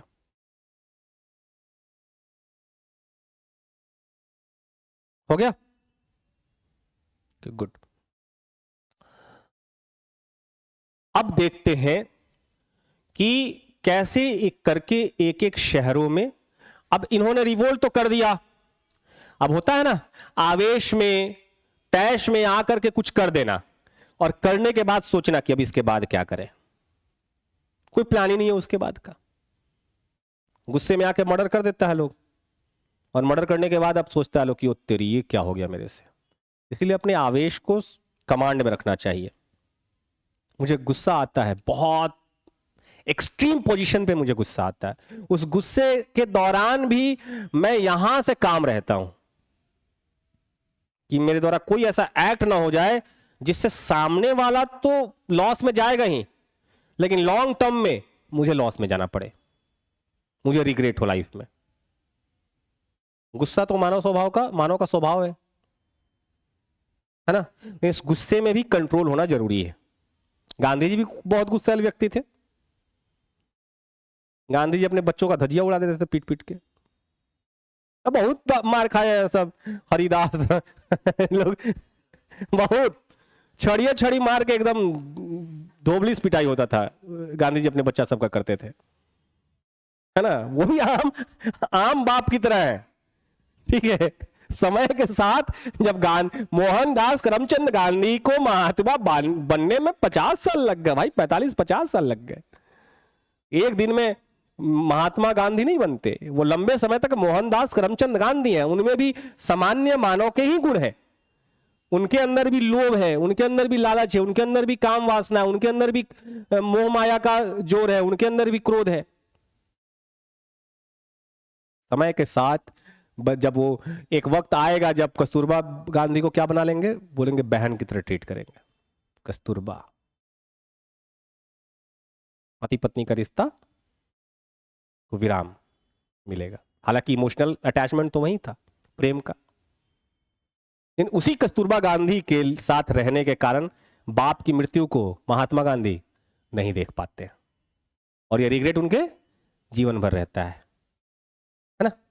तो समय के साथ प्रवृत्तियां बदलती हैं लोगों की, है ना। लोग पहले अंगुली माल बुद्ध के संगति में, बुद्ध से दीक्षा लेकर के बन गया, है ना। और एक बहुत प्रोमिनेंट है वाल्मीकि जी, क्या था पहले, डाकू ही थे ना, और मरा मरा मरा मरा करते करते राम का जाप करने लगे, और उन्होंने क्या लिख दिया, रामायण लिख दिया। तो लोगों की प्रवृत्ति, लोग कहता है कि ह्यूमन नेचर नहीं बदलता, नहीं, इतिहास में इसके साक्ष्य हैं कि ह्यूमन का नेचर बदल सकता है, और स्थितियां बदल देती हैं, लोगों की संगति बदल देती है। एक ही फैमिली में 2 बच्चे, एक बच्चा चोर निकल गया, एक बच्चा अच्छा निकल गया, लोग उठाते हैं क्वेश्चन मार्क, संस्कार मां बाप अच्छा नहीं दे। नहीं भाई साहब, मां बाप का दोष नहीं है, मां बाप कतई दोषी नहीं होते बच्चों के संस्कार के पीछे। सब मां बाप अपने बच्चों को समान संस्कार देने की कोशिश करते हैं। वो किस कंपनी में उठता बैठता है, दोस्तों की संगति लड़के या लड़कियों के करियर या फ्यूचर को डिसाइड करते हैं, याद रखिएगा। मां बाप का दिया हुआ संस्कार अलग है, क्योंकि मां बाप अपने सारे बच्चों को एक जैसा संस्कार देने की कोशिश करते हैं, लेकिन उसी में कोई चोर निकल जाता है ना, उसी में कोई शार्प माइंड का, उसी में कोई भोंदू माइंड का है। ऐसा तो नहीं है कि माँ बाप कोशिश नहीं किया होगा अपने बच्चों पे, लेकिन क्या अब चोरों के साथ दोस्तों, चोरों वाले दोस्तों के साथ बैठो, वो हमेशा प्लान बताएंगे शॉर्टकट धनी बनने का, ऐसे शॉर्टकट धनी बन जाएंगे। चलो भाई एमपीएल में पैसा लगाते हैं, ड्रीम 11 में पैसा लगाते हैं। एक बच्चा 16 लाख पैसा बर्बाद कर दिया, 16 लाख रुपया। तो इस तरह से होता है, ठीक है। खैर, तो रिवोल्ट स्टार्ट हो जाता है। तो पहला मैंने बोला कि हमें पहला शहर, कैसे ये रिवोल्ट का कोई स्प्रेड, ये रिवोल्ट कैसे स्प्रेड होता है। दिल्ली,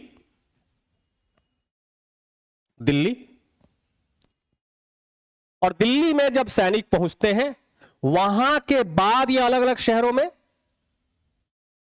अलग अलग शहरों में एक्सपैंड होना स्टार्ट होगा, स्प्रेड होना स्टार्ट होगा। कौन कौन से शहर में? कानपुर में। और कौन से शहर में? जो प्रोमिनेंट शहर है, प्रोमिनेंट जगह है, सिर्फ उसी की बात करूंगा। छिटपुट छिटपुट तो सब जगह चला है, छिटपुट छिटपुट तो साउथ में भी चला है। तमिलनाडु के पोलीगर्स भी इसके पार्टनर बनते हैं। केरला के वेलुथम्पी, दीवान वेलुथम्पी भी इस दौरान रिवोल्ट करता है। छिटपुट छिटपुट सब जगह हुआ है, लेकिन प्रोमिनेंटली जो सबसे ज्यादा अफेक्टेड एरिया है उसकी बात मैं कर रहा हूं। कानपुर, दिल्ली के बाद कानपुर, लखनऊ, बिहार, बिहार में भी स्पेशली शाहाबाद या जगदीशपुर, बनारस, झांसी,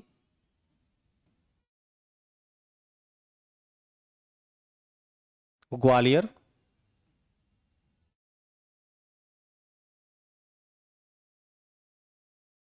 मंदसौर,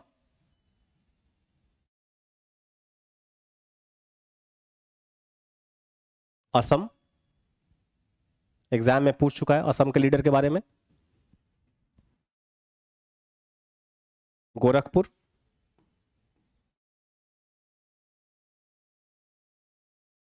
ऐसे ही और भी बहुत कई सारी जगह हैं जिनके बारे में। आगरा, आगरा भी है, फैजाबाद, मौलवी अहमदुल्ला चलाते हैं फैजाबाद, जो आज के समय में अयोध्या का इलाका है। फैजाबाद, फरुखाबाद, ऐसे कई जगह है। परमानेंट शहर का नाम मैंने यहां पे आपको बता दिया। अब इन्हीं शहरों में कैसे इन रिवोल्ट को एक्सपैंड किया। इलाहाबाद, इलाहाबाद भी है ना, इलाहाबाद का भी जगह लिख लो अगर लिखना है तो। क्या हुआ? ठीक है ना। सतारा, हैदराबाद, सतारा, हैदराबाद, मद्रास, कोयंबटूर,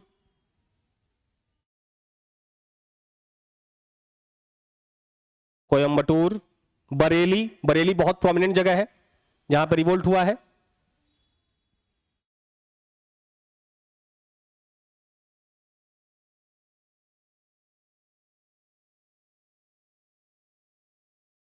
ठीक है, कोई दिक्कत? तो एक एक करके इन शहरों के अंदर हम देखेंगे कि कैसे रिवोल्ट स्टार्ट होता है। केरल में भी, केरल में वेलुथम्पी भी करते हैं, केरल में विजय कुदारत है। हम वो पूरा लिस्ट में लिखवा दूंगा, चिंता मत करो, वो डिटेल में लिखवा दूंगा। अभी शहरों, एक एक जो प्रोमिनेंट शहर है उसमें हम देख तो लें कि कैसे शहर ये एक्सपैंड करता है ना। चलिए, तो मेरठ से शुरू हुआ 1857 का विद्रोह, रिवोल्ट, देश के उन पार्ट्स को अपने चपेट में लेता है जो सबसे ज्यादा अफेक्टेड रहे हैं ब्रिटिश पॉलिसी के कारण। लेकिन क्या ये ऑल इंडिया लेवल के रिवोल्ट है? क्या ये इंडिया के सारे पार्ट्स इसमें पार्टिसिपेट करते हैं? आप देखेंगे इन शहरों को उठा के अगर देखिए तो ये इंडिया के कुछ खास सेक्शन को ही रिप्रेजेंट कर रहे हैं, और खास तौर पे आज के वक्त का यूपी और उत्तराखंड के इलाकों को रिप्रेजेंट कर रहे हैं, मध्य प्रदेश का कुछ इलाका रिप्रेजेंट कर रहे हैं। बाकी तो सब अछूता, पूरा पूरा लगभग पूरा साउथ इंडिया एकदम शांत रहा। बंगाल में भी बहुत अच्छे से ये डेवलप नहीं हो पाया रिवोल्ट। जिस बंगाल से इस रिवोल्ट को हवा मिला वही बंगाल शांत रहा।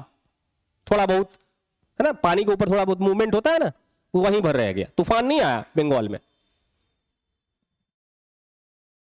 ठीक है, पूरा वेस्टर्न इंडिया का कुछ थोड़ा बहुत इलाका इससे अफेक्टेड रहा। Punjab unaffected, Malwa unaffected, Maharashtra unaffected. थोड़ा बहुत मराठाओं ने कोशिश की सतारा उतारा में चलाने की। तो काहे का ऑल इंडिया लेवल? क्वेश्चन आता है कि क्या ये ऑल इंडिया लेवल का रिवोल्ट है? जस्टिफाई करिए, है ना। आपको मैं दूंगा जब मेंस का आंसर राइटिंग का जो क्वेश्चन दूंगा तो उसमें ये स्टेटमेंट दूंगा कि critically examine whether revolt of 1857 is a national और फर्स्ट वॉर ऑफ इंडिपेंडेंस। या तो ये राष्ट्रीय विद्रोह है या ये पहला स्वतंत्रता संघर्ष है। इसको क्रिटिकली एग्जामिन करिए।